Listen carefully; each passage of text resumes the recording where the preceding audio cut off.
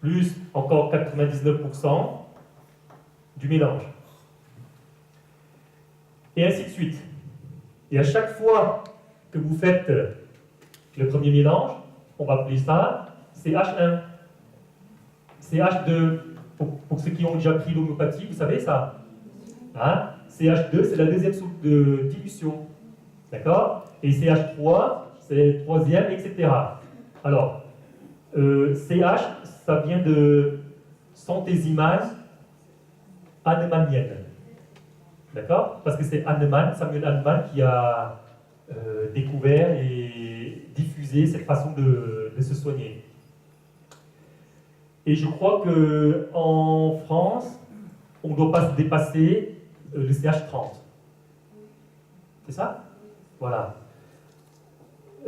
Alors du coup, à chaque fois que vous diluez qu'un pourcent, 1%, eh bien, les gens vont vous dire, mais c'est pas efficace. C'est pas efficace, il n'y a plus de molécules à un moment donné. Si vous diluez à 30 fois après, il n'y a plus de molécules actives. Cette molécule a été divisée par je ne sais combien. Vous êtes d'accord? Ne serait-ce que là, vous divisez déjà cette molécule en 10 000. Est-ce que vous êtes d'accord? Parce qu'il y a une formule, si je me souviens bien, hein, alors c'est XCH égale 10 puissance moins 2x. Alors, si je dilue 2 fois, par exemple, d'accord? J'aurai 2CH, 10 puissance moins 2 fois 2. Vous êtes d'accord? Donc, c'est égal à 10 puissance moins 4. Et 10 puissance moins 4, c'est 1/10 millième. Vous êtes d'accord? Donc, je vais diviser cette molécule déjà 10 000 fois en faisant la deuxième dilution. Alors, voilà, d'où la notion infinitésimale. C'est pour ça que dans l'allopathie, on n'y croit pas. Mais vous oubliez que en cassant là, ça libère de l'énergie. D'accord? Et c'est cette énergie qui va soigner le corps et non plus une molécule. Ok? Et c'est le même principe pour les urines. Et pour revenir à ça, on retrouve aussi le même principe que le vaccin, ou le sérum pour les morsures de serpent, etc.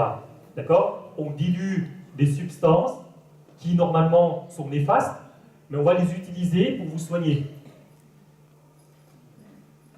Donc l'urine part dans ce principe, c'est-à-dire qu'on utilise ce qui semble être sale et plein de microbes, etc. Et bien, parce que ça contient toutes vos maladies possibles. D'accord? Si vous avez un problème cardiaque, vous aurez dans vos urines des pathologies cardiaques, des molécules de pathologie cardiaque. Et de l'énergie aussi dedans. D'accord? De l'énergie de cette pathologie. Et quand on réingère, quand on absorbe cette urine, eh bien, il va se produire, comme ici, vous voyez, il y a une énergie vitale dans votre corps qui régule l'équilibre entre le chaud et le froid, constamment. Donc cette énergie vitale va utiliser les aliments, va utiliser l'eau, va utiliser la respiration, va utiliser tout ce que vous apportez pour équilibrer les deux énergies. Dès lors que vous arrivez à équilibrer ça, ben c'est la santé. Si les urines sont pathologiques et que vous buvez, qu'est-ce qui va se passer? Comme le vaccin ou comme l'homéopathie, ça va réveiller la défense immunitaire. N'est-ce pas? Puisque vous ingérez vos propres maladies. À ce moment-là, ça va réveiller la défense immunitaire. Donc, ce système immunitaire va être réveillé et le corps va devenir plus fort. D'accord? Donc là, il faut équilibrer tout le temps, ce qui manque, diminuer ce qui est en trop. Donc vous pouvez déjà le faire par l'alimentation, parce qu'il y a des aliments de nature chaude, de nature froide. Mais si vous avez un problème un jour, essayez l'urine. On peut l'utiliser de différentes manières. Par exemple, si vous avez peur au départ, hein, vous allez boire beaucoup d'eau ou de thé, de tisane. Et vous allez voir que la première urine, elle est déjà moins foncée que celle que vous avez faite avant de boire. Ensuite, vous laissez passer cette première urine, vous ne prenez pas, puisque vous avez peur. La deuxième urine, elle devient encore plus claire. D'accord?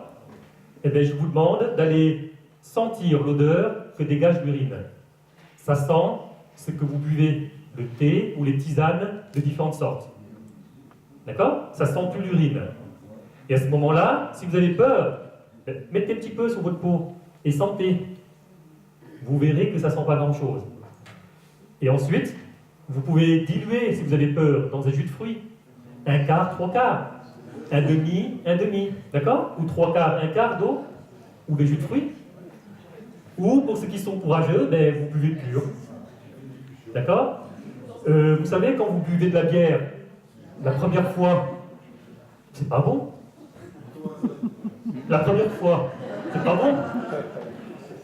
C'est comme le vin. Des fois, on boit le vin pour la première fois. Si on a 14 ans, 15 ans, on va pas trouver ça super bon. Dans un thé le matin, un thé chaud, du coup, on peut mettre un peu de l'eau. Alors, je préfère que les mélanges... Soit sur du froid, des choses froides. Oui. D'accord? Éventuellement. Ou des jus de fruits, hein, si vous voulez. Hein, si...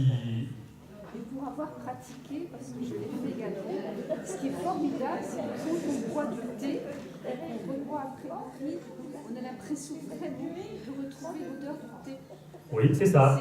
C'est incroyable. C'est ça. Et donc, si vous buvez du thé, hein, beaucoup de thé par exemple, et que vous allez trouver, vous allez retrouver l'odeur du thé. Vous ne voulez même pas rejeter cette urine. Donc, bon sang. Donc, c'est pour ça que le Bouddha, il a élevé ce liquide doré hein, au rang de remède, de thérapie. D'accord? Et donc, est-ce qu'il y a des gens qui veulent, qui ont déjà utilisé ça et qui voudraient témoigner? Non. Où sont les micros? Le micro.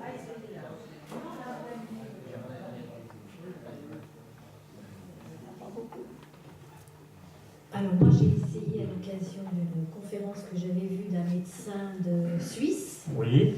Donc mon fils était mourant, je faisais beaucoup de conférences pour essayer de comprendre sa maladie et qu'est-ce que je pouvais faire avec.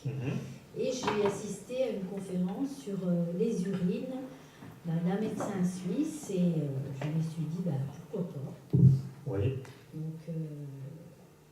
Donc voilà, elle préconisait de le diluer, commencer tout doucement et avant de le boire pur, d'augmenter les doses comme en homéopathie.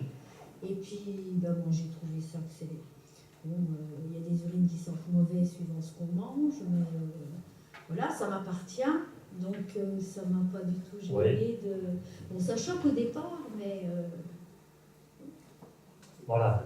Donc vous savez que quand vous étiez dans le ventre de votre maman, vous buviez aussi de l'urine. Parce que dans le liquide amniotique, il y a un certain pourcentage, d'accord? Autour de 60-70% d'urine. Et en fait, vous ingérez de l'urine depuis, même avant votre naissance. Donc c'est pas un liquide mal propre, hein? Il est très très propre. Voilà, on va écouter un autre témoignage.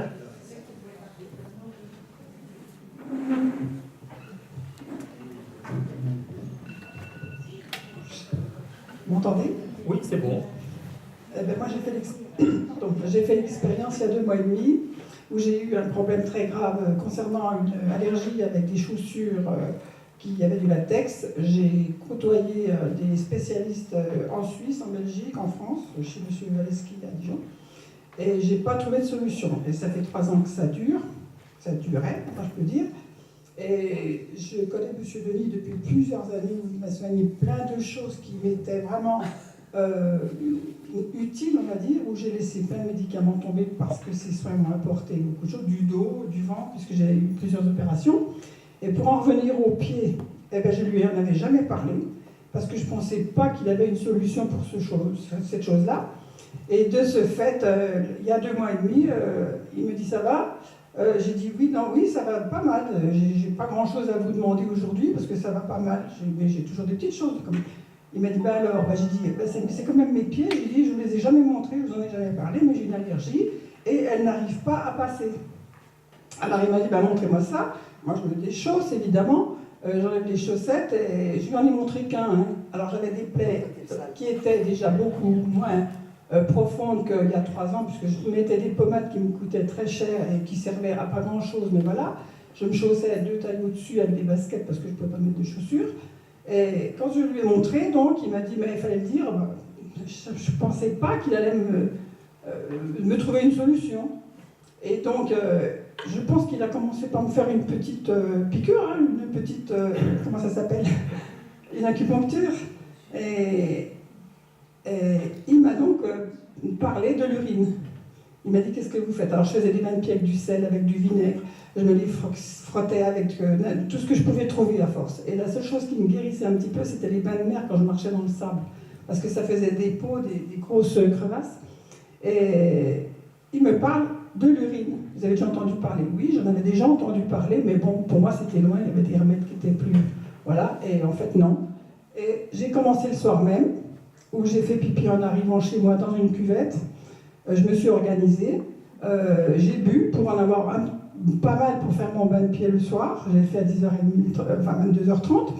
Et ces blessures que j'avais me provoquaient des démangeaisons énormes. Et donc je ne pouvais plus dormir. Je me grattais sans m'en rendre compte. J'avais des tonnes de pansements. Enfin, j'exagère. Et donc je me grattais et les pansements, je ne pouvais pas les supporter. Donc je les enlevais la nuit, je grattais. Et jusque dans les jambes, ça me faisait mal. Ça me donnait des crampes, ça me donnait plein de choses. Et donc, à force de me gratter, je ne dormais plus. J'ai pris mes bains de pied. Le lendemain matin, j'ai fait mon bain. Le midi, j'en ai refait un autre. Et le soir, j'en ai refait un autre. J'ai beaucoup bu pour que j'ai plus de pipi possible. Et c'était le jeudi que je suis allée voir M. Denis. Il m'a dit, vous me tenez au courant. J'ai confiance en lui comme au Messie. Je suis partie là-dessus.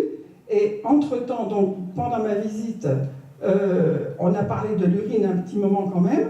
Et il m'a dit, je lui ai dit, mais alors, si on en buvait, je pense que ça s'est passé comme ça. Hein. Il m'a dit, ben oui, pourquoi pas, j'allais vous le dire, ou je sais quelque chose comme ça. Alors, j'ai dit, il me dit que vous pouvez essayer. Alors, donc, ce que j'ai fait, j'ai tellement cru et j'en avais tellement marre de tous les problèmes que j'avais, que je me suis dit, même matin, donc il m'avait expliqué une chose quand même que vous n'avez pas dit, M. Denis, ce soir. Et il m'avait dit, pour commencer, pour le boire, parce que j'ai pas tiqué, mais enfin, je me suis dit, j'avais plus de solution, j'y vais y aller. Et donc, le lendemain matin, le premier pipi, je le mets dans mon bocal, et je le garde pour le bain de pied du soir. Puis le deuxième pipi, il m'avait expliqué qu'il fallait, pour faciliter les choses, l'odeur du moins, il me dit, vous prenez un verre, et vous mettez 2 cuillères de citron, et 2 cuillères de miel, et vous buvez ça après votre premier pipi. Donc je l'ai fait, je n'ai pas déjeuné, j'étais complètement là-dessus.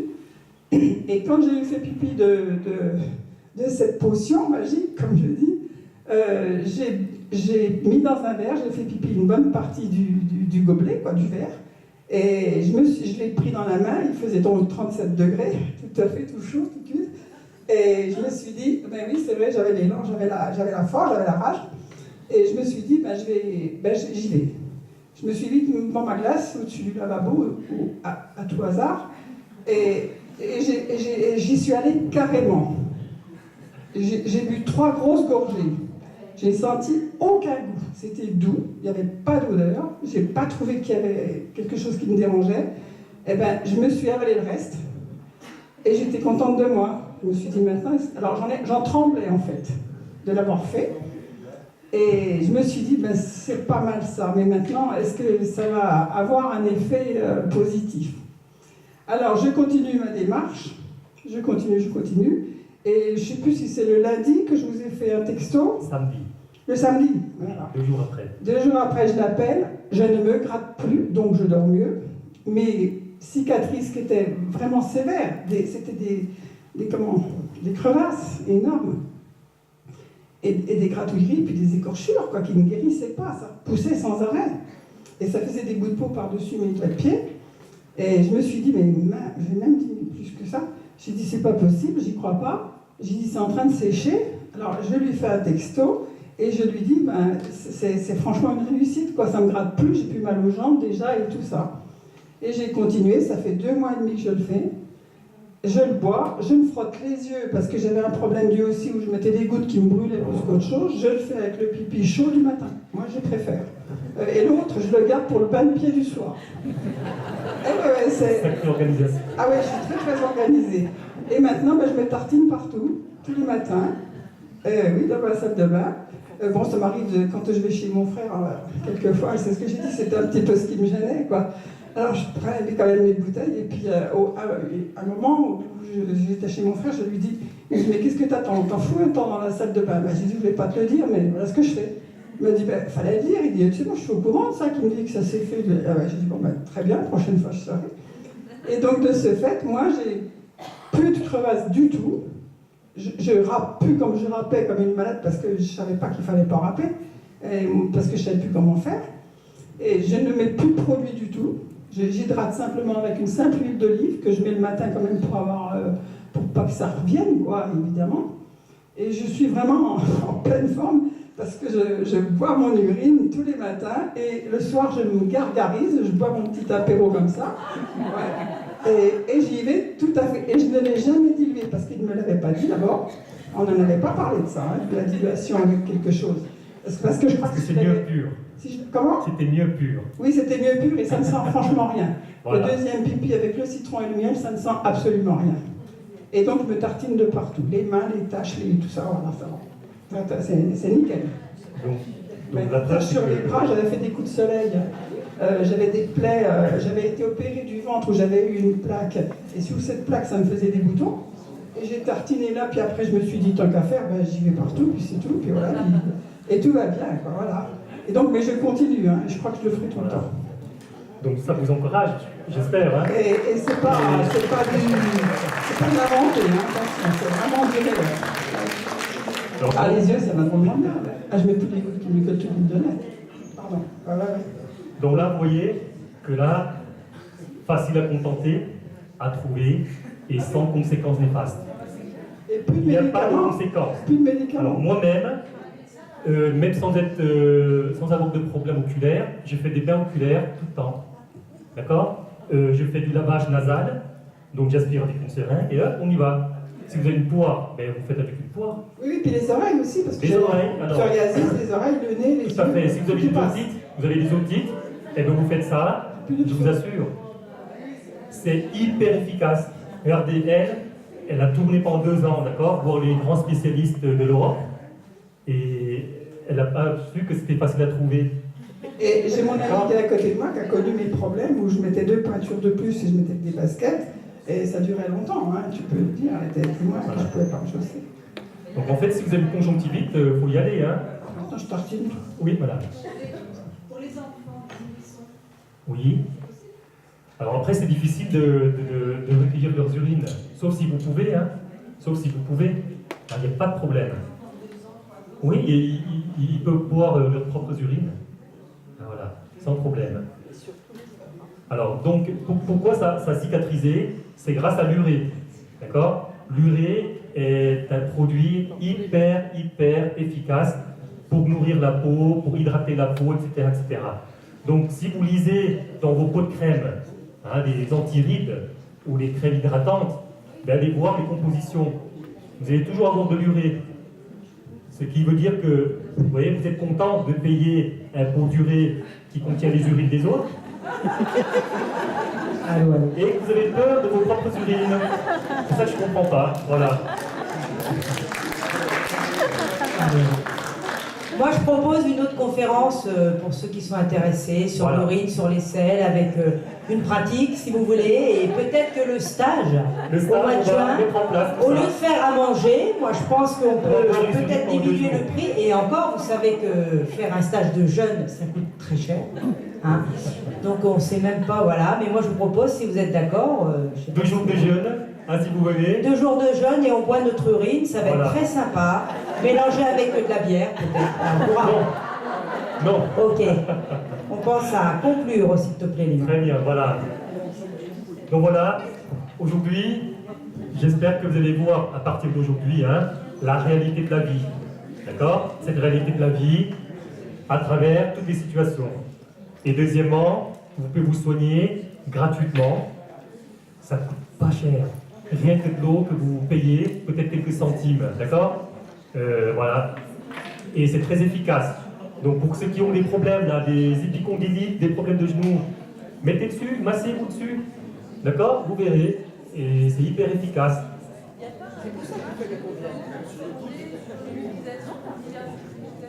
Alors, on peut en parler la prochaine fois. Hein? Je vais faire un... Voilà, on va en parler la prochaine fois. Ce sera certainement après la rentrée. On fait toujours après la rentrée, avant Pâques. Donc, à peu près octobre, début octobre. Non. Voilà, donc vous me raconterez tout ça dans 6 mois. Merci.